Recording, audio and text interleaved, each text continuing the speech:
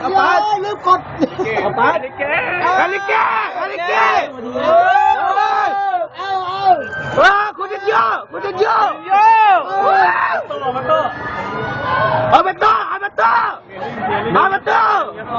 สเปียริงดูเลยไม่มีไหนตัวเล่นอยู่ไหนเยอะตัวเล่น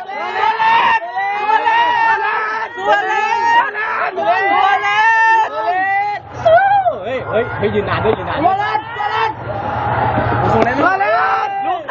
ลูกค้าบอลลีนี่สกัดเท้าเฮ้ยโอ้ยเอาเลยเห็นไหมบอลลีนี่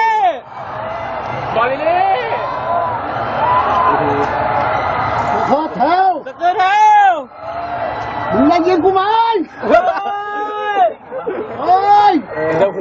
แอนเดอร์สันเจอหลาดไปไหนวะเจอหลาดลงไปแล้วเฮ้ยมาเลยสามโคแล้วที่เหลือก็สามโคแล้วอาเลนสุดท้าย